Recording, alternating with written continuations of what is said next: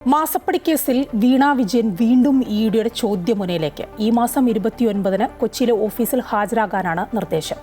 SFIO രേഖകൾ ലഭിച്ച പശ്ചാത്തലത്തിലാണ് നീക്കം. കൂടുതൽ വിവരങ്ങളുമായി കെ പ്രശാന്ത് ചേരുകയാണ്. പ്രശാന്ത്, വീണ വിജയനോട് വീണ്ടും ED ഓഫീസിൽ ഹാജരാകാൻ പറഞ്ഞിരിക്കുകയാണ്. 29-നാണ് ഹാജരാകേണ്ടത്. അതിനിടെ ഒരൊറ്റ സംശയം, ഈ SFIO രേഖകൾ കഴിഞ്ഞ ദിവസം വീണ അവിടെ ഹാജരായ സമയത്ത് EDയെ ഏൽപ്പിച്ചിരുന്നില്ല, അത് ലഭിച്ചിരുന്നില്ല.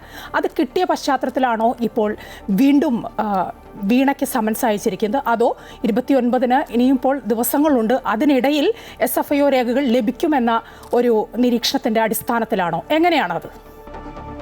SFIO രേഖകൾ ഇന്നലെ രാത്രിയോടുകൂടി തന്നെ അന്വേഷണ സംഘത്തിന് ലഭിച്ചു എന്നാണ് മനസ്സിലാക്കാൻ കഴിഞ്ഞിട്ടുള്ളത്. ആ രേഖകൾ ലഭിച്ചതിന്റെ അടിസ്ഥാനത്തിലാണ് ഇപ്പോൾ വീണ്ടും അന്വേഷണ സംഘത്തിന് മുന്നിൽ ഹാജരാകാൻ വീണയ്ക്ക് ED നിർദ്ദേശം നൽകിയിരിക്കുന്നത്. നേരത്തെ ഒരു തവണ ചോദ്യം ചെയ്തതാണ്. ആദ്യം സമൻസ് നൽകി, പിന്നീടാണ് വീണ്ടും ഹാജരാകുന്ന സാഹചര്യം ഉണ്ടാകുന്നത്. ആ ചോദ്യം ചെയ്യൽ വൈകിട്ട് രാത്രി വരെ നീണ്ടു നിന്നാണ്. രാവിലെ 10-ഓടുകൂടിയാണ് വീണ ED ഓഫീസിലെത്തിയത്. അത് രാത്രി വൈകിയും ആ ചോദ്യം ചെയ്യൽ തുടരുന്നതാണ്.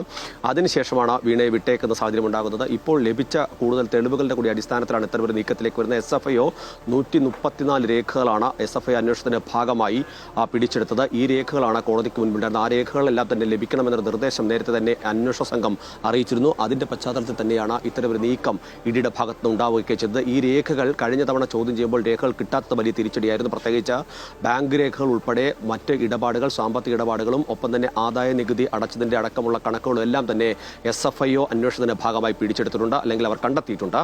ആ രേഖകൾ പൂർണ്ണമായും വിശദമായി പരിശോധിച്ചെങ്കിൽ മാത്രമാണ് മൊഴിയിൽ ഏതെങ്കിലും തരത്തിൽ പൊരുത്തക്കേടുകളുണ്ടോ, ഈ സ്ഥാപനങ്ങളെല്ലാം തന്നെ ഏത് തരത്തിലുള്ള ഇടപാടുകളാണ് എക്സാലോജിക്കുമായി ബന്ധപ്പെട്ട് നടത്തിയിട്ടുള്ളത്. CMRന്റെ കീഴിൽ തന്നെ നിരവധി സ്ഥാപനങ്ങളുണ്ട്. ആ സ്ഥാപനങ്ങളും എക്സാലോജിക്കുമായി മറ്റേതെങ്കിലും തരത്തിലുള്ള കരാറുകൾ ഉണ്ടായിട്ടുണ്ടോ, ഈ പറയുന്ന തുക, അതായത് 2,78,00,000 എന്ന് പറയുന്ന തുകയ്ക്കപ്പുറത്തേക്ക് കൂടുതൽ കരാറുകൾ ഉണ്ടായിട്ടുണ്ടോ, ഏതൊക്കെ തരത്തിലുള്ള മറ്റ് ഇടപെടലുകൾ ഉണ്ടായിട്ടുണ്ട്, ഈ കാര്യങ്ങളാണ് പ്രധാനമായും പരിശോധന നടക്കുന്നത്. നേരത്തെ തന്നെ ഇതുമായി ബന്ധപ്പെട്ട CMRന്റെ പ്രധാനപ്പെട്ട ഉദ്യോഗസ്ഥരെയും അതിന്റെ ചുമതലക്കാരെയും ഡയറക്ടർമാരെയൊക്കെ തന്നെ ചോദ്യം ചെയ്യുകയും ഒക്കെ ചെയ്തിരുന്നു. അതിന്റെ തുടർച്ചയായാണ് വീണയെ ചോദ്യം ചെയ്തത്. ഇനിയിപ്പോൾ ഏറ്റവും നിർണായകമാകുന്നത് ഈ SFIO രേഖകൾ തന്നെയാണ്. ആ രേഖകളുടെ അടിസ്ഥാനത്തിൽ, അതായത് നേരത്തെ രജിസ്റ്റർ ചെയ്ത കമ്പനി അതിനുശേഷം ഏതൊക്കെ തരത്തിലുള്ള സേവനങ്ങളാണ് നടത്തിയിട്ടുള്ളത്, ഏതൊക്കെ തരത്തിലുള്ള സേവനങ്ങൾക്ക് പണം വാങ്ങിയിട്ടുണ്ട്, ചെയ്യാത്ത സേവനത്തിന് എത്ര രൂപ വാങ്ങിയിട്ടുണ്ട് തുടങ്ങിയ കാര്യങ്ങളെ സംബന്ധിച്ച് വിശദമായ ഒരു പരിശോധനയാണ് EDയുടെ ഭാഗത്ത് നിന്ന് ഉണ്ടാകുന്നത്. അതിന്റെ കൂടി അടിസ്ഥാനത്തിലായിരിക്കും വീണക്കെതിരായ തുടർ നീക്കമെന്ന് നമുക്ക് മനസ്സിലാക്കാൻ കഴിയും. അതായത് തിടുക്കപ്പെട്ട ഒരു അറസ്റ്റിലേക്കോ കാര്യങ്ങളിലേക്കോ വീണക്കെതിരെ പോകാൻ അന്വേഷണ സംഘം